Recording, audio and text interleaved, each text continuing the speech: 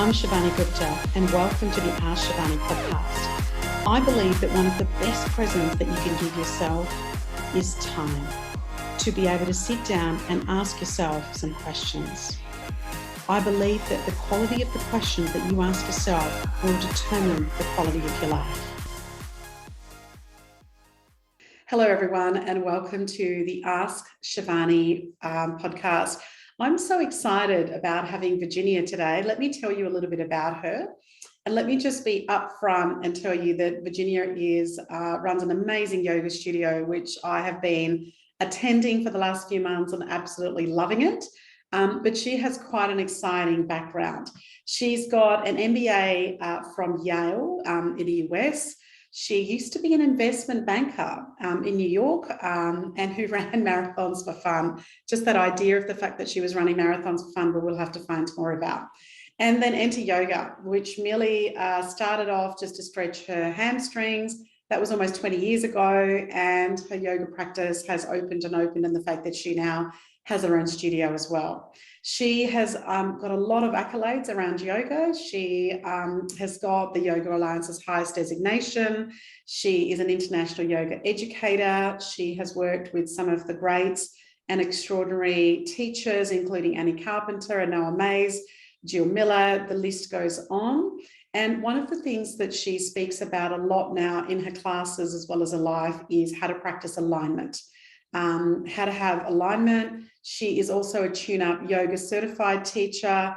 As I said, the list of all the different things she's done, and she's been a chef as well. The list is literally about 4 pages long. So we'll dive into that in a moment. And more importantly, she resides in Brisbane now, and she's a proud mama to 3 little boys, which she calls her biggest achievement to date. Welcome, Virginia. Thank you. Thank you so much for having me.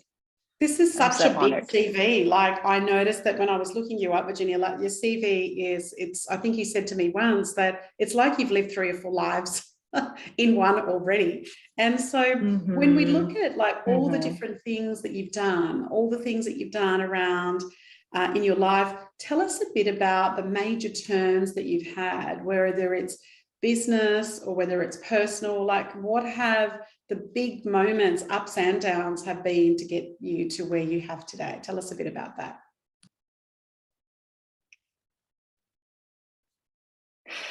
Yes. So, well, I grew up in Kentucky, in rural Kentucky,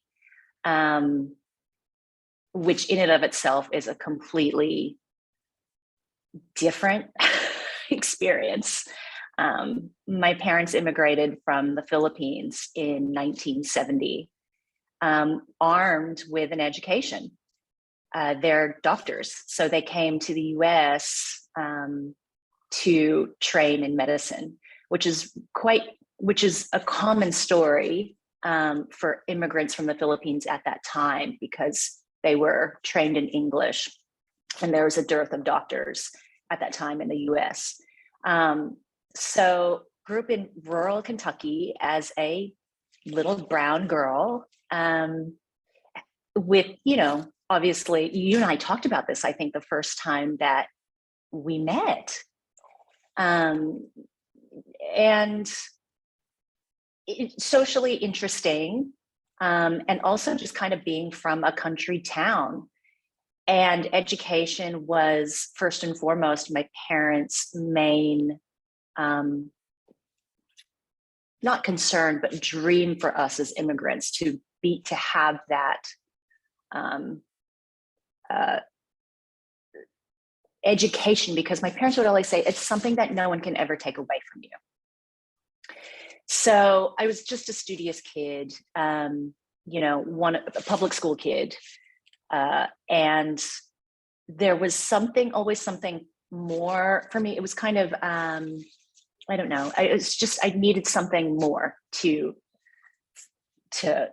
stimulate me. I started getting into a little trouble, I guess, when I was maybe, 12, 13. And my parents suggested that I look at boarding schools in New England. And so I think that was really my turning point to that different life was, let's just get out of this let's have you get out of this small town and just see what's there. So then that just exploded. That's just part of who my identity now. So boarding school in New Hampshire, Exeter, New Hampshire. And that was incredible because what we did was sit around tables of 12 students as a little, 14, 15-year-old and discuss. Everybody's opinion mattered.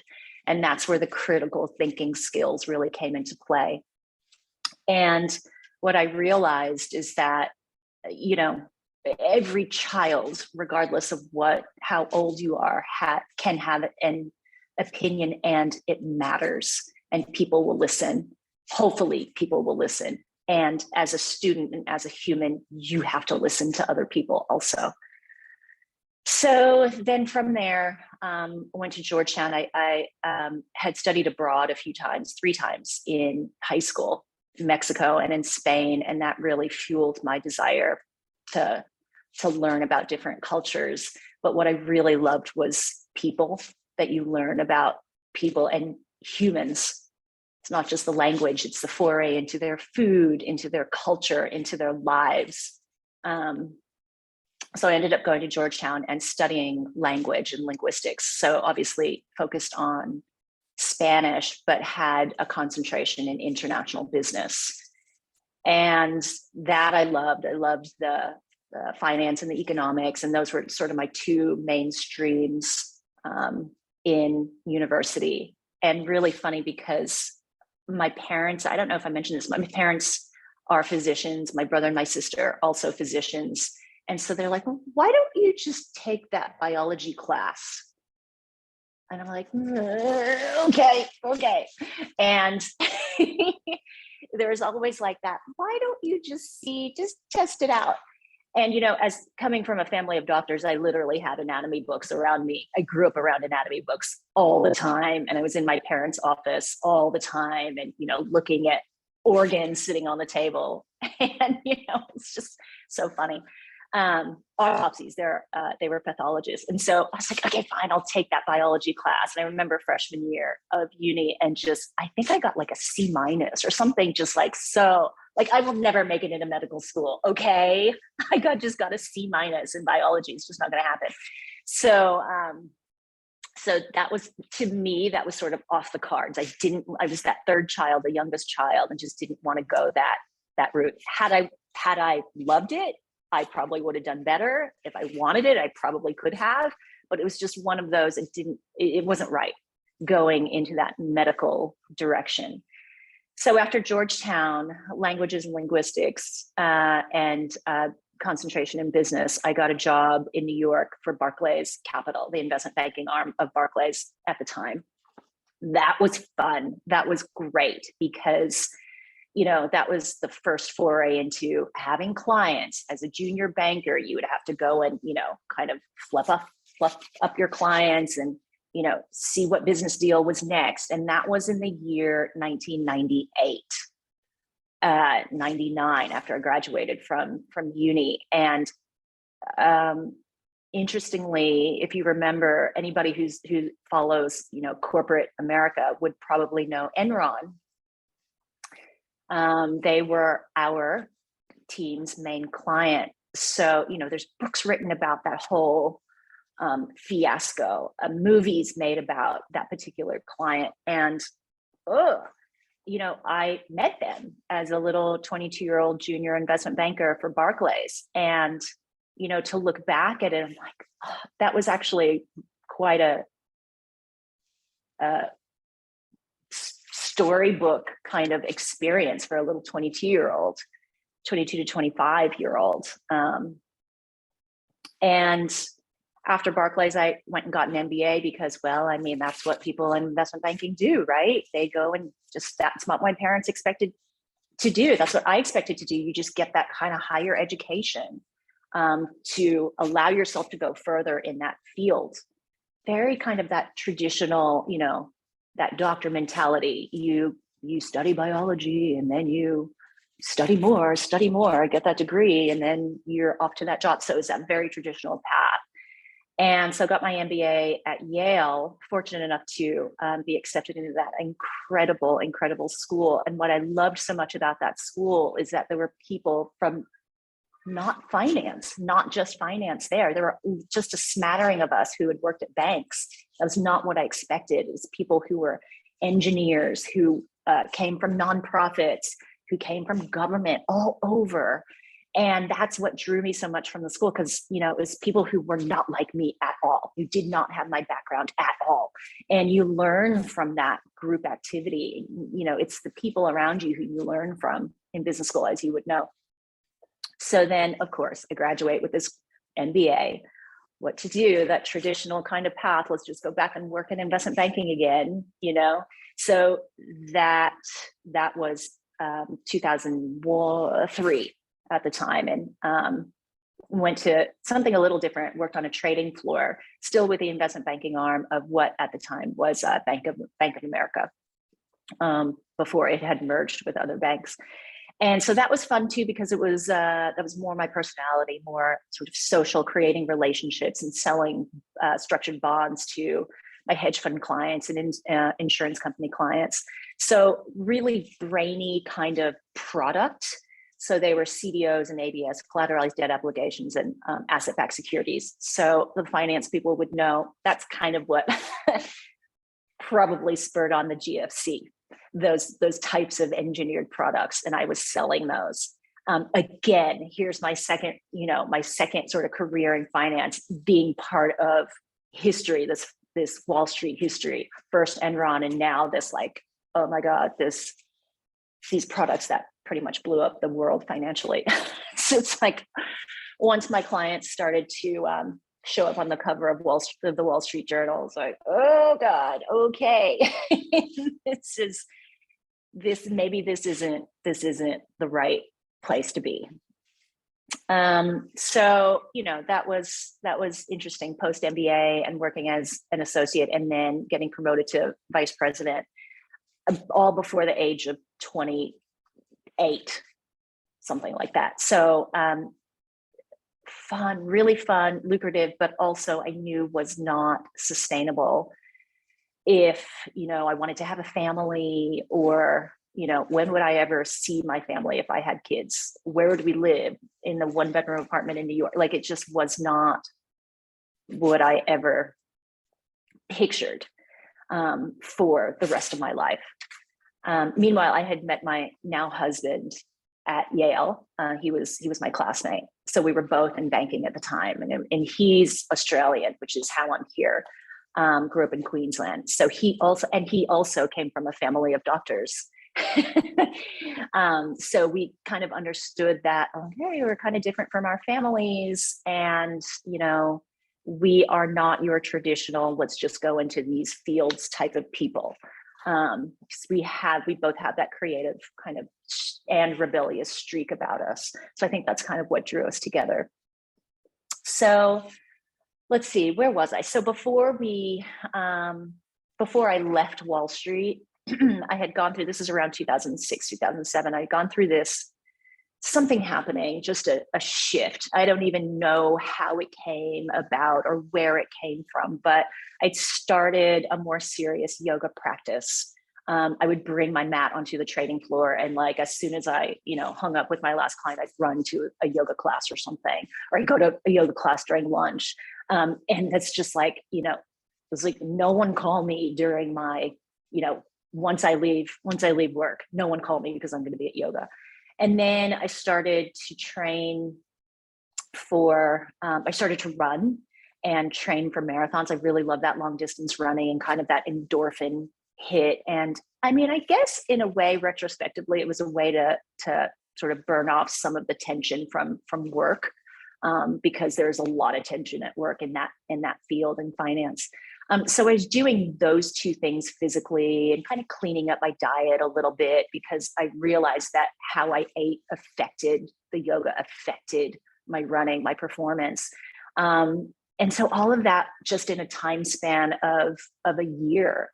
And simultaneously, another big thing happened on a personal level. My mom got diagnosed with breast cancer without without family history.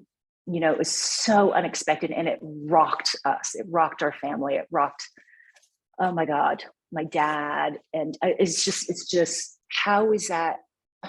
How does this happen? And my sister, who I'm close with, obviously, as I mentioned before, she's a physician, but her pathway is integrative medicine.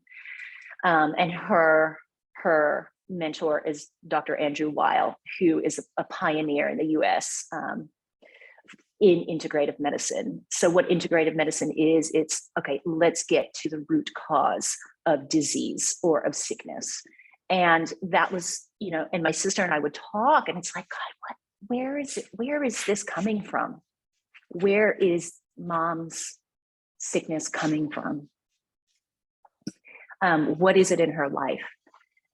And, it started to make more sense as, in retrospect, we started thinking about and her life, what was going on, and in our lives, what was going on.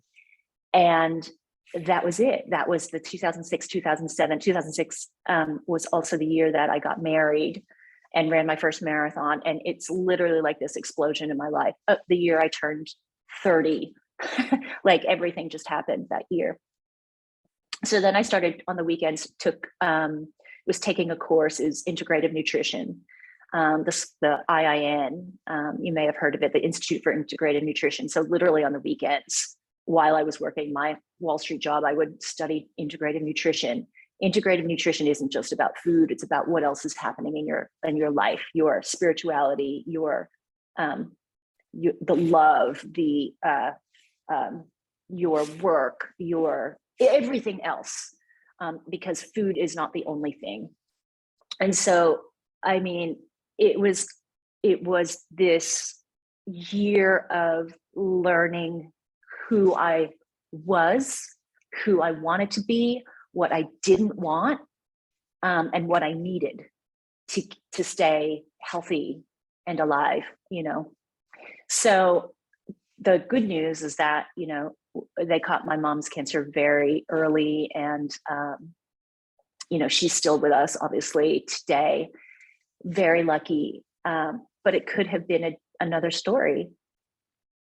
So yeah, the GFC happened, clients on the cover of Wall Street Journal, my industry blew up, and that was the greatest gift that could have ever happened to me, because it was someone else telling me that this was not right. Because if the GFC hadn't happened, I don't know, maybe I would still be living in a 1-bedroom apartment with not who my husband is now, and totally miserable and stressed and sick. Amazing. So, yeah. That's amazing. That's an amazing history. And it does now feel like that you've lived 3 or 4 lives already, Yep. only in your 40s. You've probably already answered my next question about challenges, because I can see how when things come, how you go deep and you study and you learn and you do different things. What about where you are at today, Virginia? And what are some of your future aspirations, whether it be things personally, family-wise, business-wise? What are some of the things that you think about that you might want to do? And some people think a year out, some people think 10 years out. It doesn't really matter what time frames you look at. So what are some of your future aspirations? So, gosh, that's a really good question. I honestly, I go day by day now, but I had, when I moved to Australia in that, I guess it was 2008, after that kind of like realization, I had started a business called Kitchen Vitality. And I had gone to culinary school in that amount of time, which was a culinary school that was all about cooking for your health, and how food is medicine. And that was a huge part of my journey to where I am today, because your food can heal. The food that you choose to cook for you and your family is part of your life and your health. And, there's no mistaking that. So I, through my own kind of health issues, I started to focus on gut health. And what I realized is that, doctors, nutritionists or dietitians will talk about gut health, but never really knew how to put that into practice. And that's where I came in, having started Kitchen Vitality. I would have people in my kitchen and just have them hold knives and chop and put the vegetables in jars and the salt and ferment their foods. So use their hands and their senses to create, food for themselves, not just staring at them, reading a piece of paper saying, okay, improve your gut health here. It's not that, it's practically teaching them how to do it. So as we know now, there's through science and all the research, there's a gut-brain, high gut-brain connection. And through my years of yoga study and down regulation of the nervous system and breathing, that's how, and good movement, good quality, high quality functional movement, it's the same, this sort of food thing, your food, gut health, and the way you move, the way you breathe, and the way you down regulate your nervous system. So they're one and the same. Gut brain highway. You cannot have one without the other. You cannot have optimal health with just one. You need everything. So my future aspiration is to really bring those two businesses together. So my current business is Movement Vitality. That's the yoga studio, and everything that is, everything good movement, everything good breath, everything, being strong and healthy, but also, okay, how is it that we can come into ourselves as, as not just a human, but our interoception.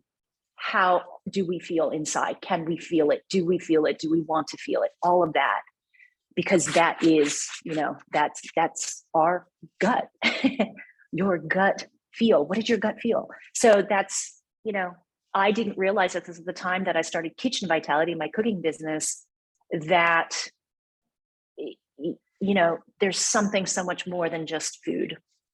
I didn't know that, but we are onto something here. Just all these years, just thinking one thing is different from another, but they're really the same thing. So I'd love to combine those two somehow. And I'm a teacher first and foremost, so it's that, helping people to understand. That's my very long-winded answer for what I dream. Yeah.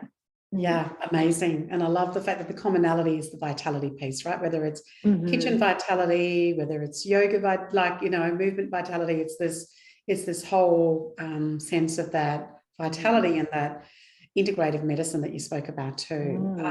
And tell me, obviously being a teacher for yoga and you practice, tell me a bit about what some of the things you do for your wellness.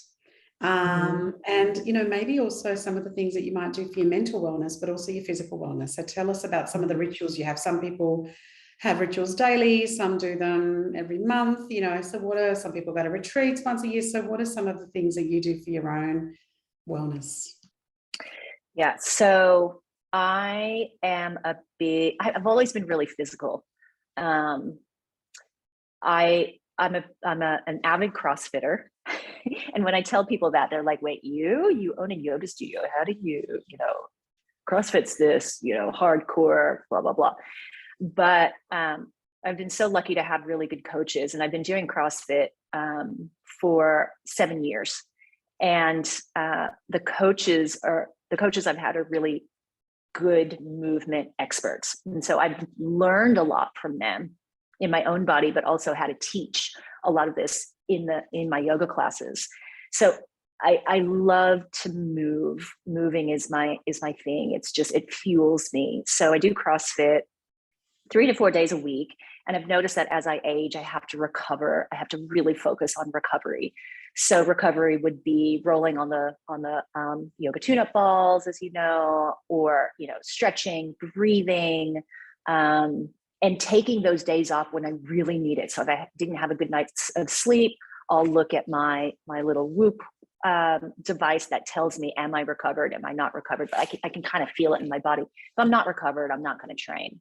So, part of that body awareness is really reading whether or not you're ready to go hard the next day or not. And also just the foods that I choose to eat. I'm not always the healthiest, but I'll eat what makes me feel good and what fuels me. I really love, I invested in a sauna last year, and that is like my island of no one's allowed to bother me. This is my alone time. And I love the heat, especially here in the winter.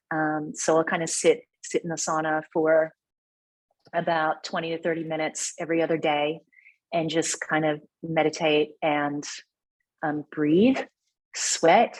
And that's, one of my, I guess, rituals.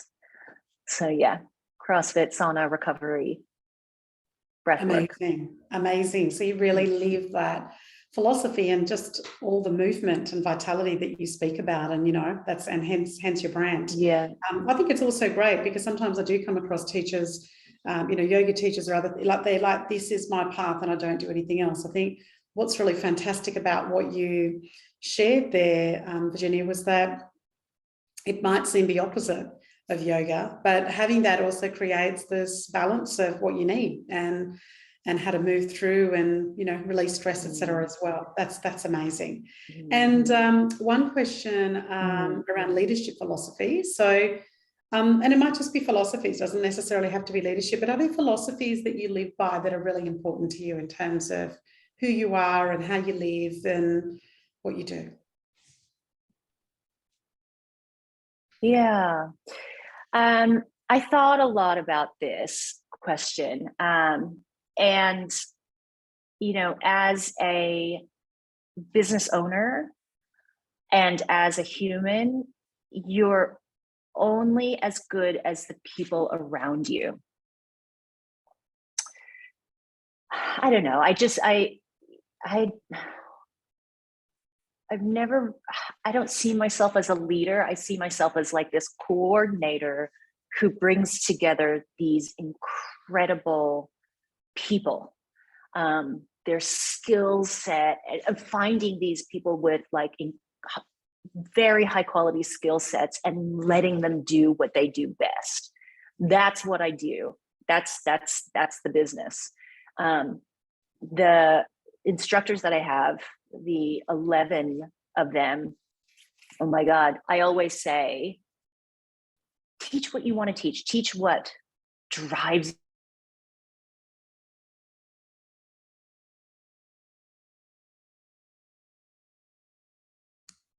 your video your audio just cut out there for a sec. Sorry, Virginia. Hope you can hear me okay. Worries. Can you hear me? Can you hear me now? Yeah, I can. Yeah, it's cutting in and out. Yeah. Okay.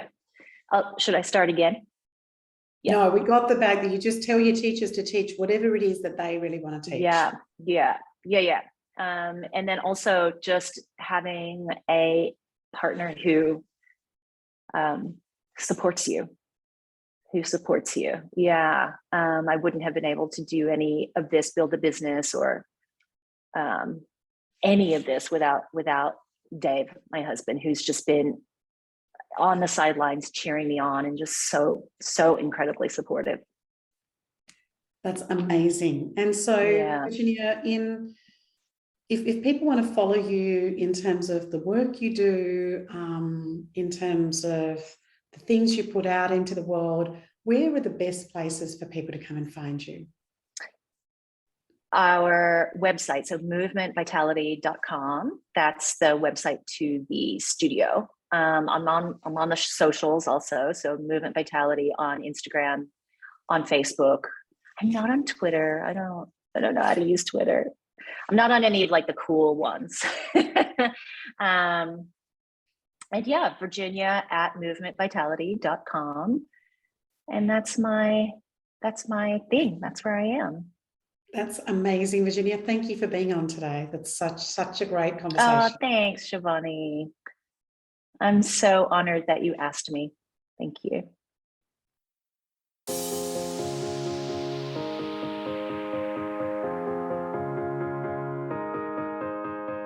I'm Shivani Gupta, and you've been listening to the Ask Shivani podcast, where I got to ask some questions. Thank you so much for listening. Please follow Ask Shivani on Facebook, Instagram, and LinkedIn. And if you haven't done so, please go to the Apple podcast and subscribe, rate, and review this podcast. It would mean a lot. Thank you.